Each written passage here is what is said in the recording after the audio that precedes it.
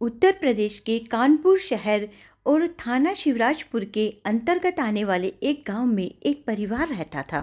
ये परिवार 13 दिसंबर 2024 को एक शादी में जाने के लिए तैयारी कर रहा था।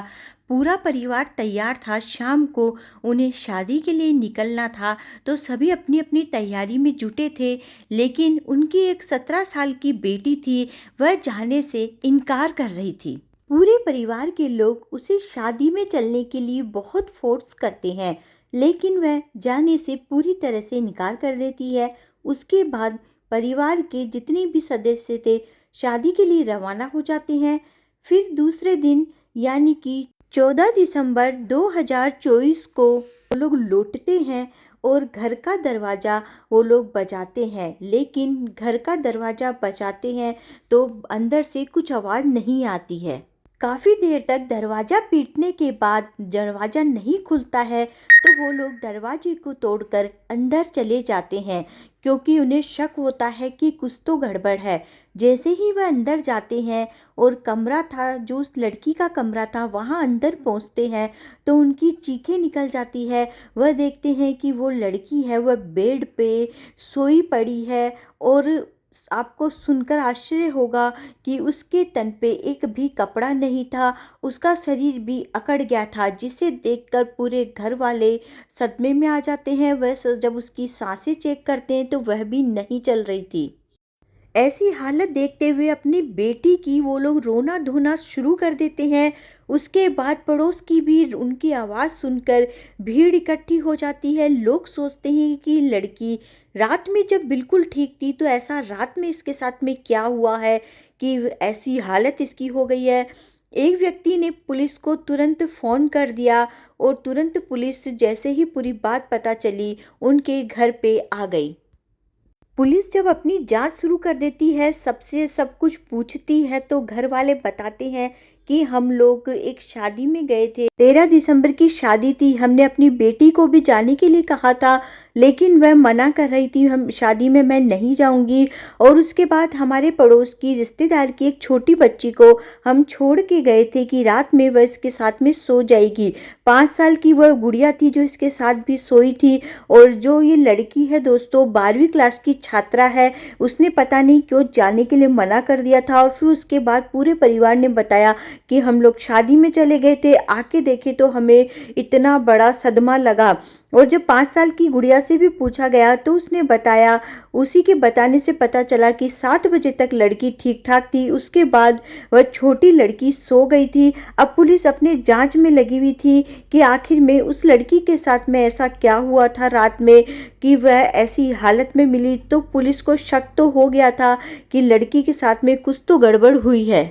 पुलिस को जैसे कि शक तो हो ही गया था कि लड़की के साथ कुछ गलत हुआ है, इसीलिए पुलिस फोरेंसिक जो टीम रहती है उसको बुला लेती है।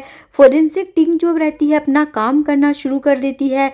वे कमरे के चप्पे चप्पे को छान मारती है। इधर पुलिस भी आस पड़ोस के सभी व्यक्तियों से पूछताछ करती है कि कहीं कोई सुराग मिल जाए, लेकिन ऐसा पता नहीं चलता है कि उनकी किसी से आपसी दुश्मनी थी। इस बारे में कुछ पता नहीं चलता है। लेकिन जो फोरेंसिक टीम रहती है वह कुछ सुराग उनको मिलते हैं। वहाँ पे कुछ ऐसी चीज़ें मिलती है, ऐसे पैकेट्स मिलते हैं जो मतलब जब कोई व्यक्ति संबंध वगैरह करते हैं तो उसकी क्षमता को बढ़ाने के लिए, शारीरिक पावर को संबंध बनाते समय बढ़ाने के लिए ऐसे कुछ पैकेट मिलते हैं।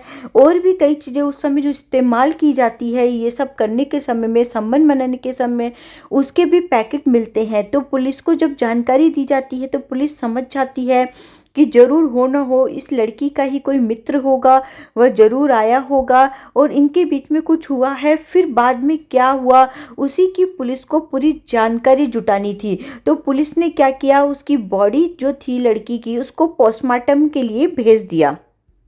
पुलिस को जितने भी सबूत मिलते हैं उन सबूतों के आधार पर और उसकी बॉडी की पोस्टमार्टम रिपोर्ट के आधार पर पुलिस को ये चीज़ तो पता चल जाती है कि जब लड़की की हुई थी, डेथ हुई थी, उससे पहले उसने किसी के साथ में संबंध बनाए थे, तो पुलिस को ये बात क्लियर हो जाती है। लेकिन वो कौन था, उसकी तो तलाश करना ज़रूरी है। तो उसके लिए लड़की ने उसकी कॉल डिटेल निकलवाई लड़की की, कि उसने आखिरी बार 7 बजे उसने उन्हें पता चला उनको कि आखिरी बार 7 बजे उसने किसी से बात की थी, और उसी का नंबर पुलिस से निकलवाती है और पता करती है वे कहाँ रहता है।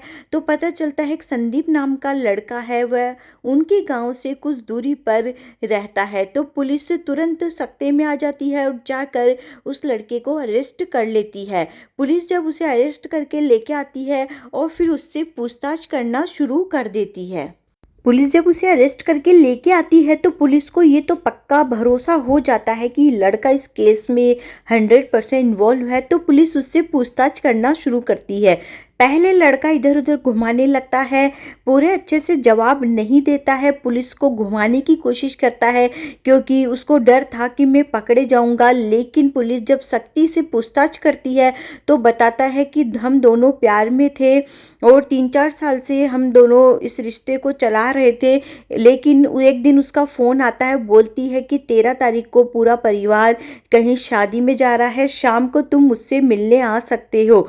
जब उसने मुझे बुलाया तो मैं भी खुश हो गया और मैं उस दिन शाम को मतलब करीबन मैं 8 बजे उसके घर आया था। वहाँ पे एक छोटी बच्ची भी थी, लेकिन वह जब तक सो चुकी थी। फिर उसके बाद उसने बताया कि हम दोनों ने संबंध भी बनाए थे और रात 8 साढ़े 8 बजे से लेकर 3 साढ़े 3 बजे तक इन लोग का ऐसा ही चलते रहा था। और लड़की जो थी मतलब 3 साढ़े 3 बजे तक उसने एक भी कपड़ा नहीं पहन रखा था और बहुत ही ठंड का समय था। और वो लड़का जो था, जो गोलियों का इस्तेमाल किया था, उससे उनके असर से वह बहुत रूडली उसके साथ में जो संबंध बनाया था, उससे उस लड़की की जो तबीयत थी बहुत ही ज़्यादा ख़राब हो गई थी। उसकी स्थिति इतनी गंभीर हो गई थी और उसे ठंड भी बहुत ज़्यादा लग रही थी।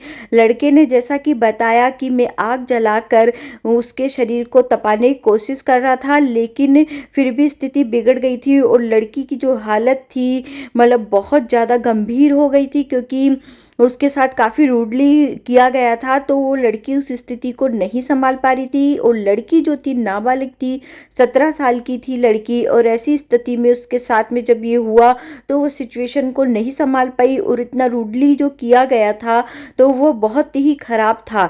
और बच्चे जो नाबालिग रहते हैं, नासमझ रहते हैं, नहीं समझते कि हम क्या गलत कर रहे हैं, इसका नतीजा कितना बुरा हो सकता है, मेरी जान भी जा सकती है। तो उस लड़की की एक बेवकूफ़ी ने और लड़के की ऐसे रूडली करने की वजह से उस बच्ची की जान चली गई और वह इस दुनिया को छोड़ के चली गई। तो दोस्तों, आज की हमारी यही कहानी थी।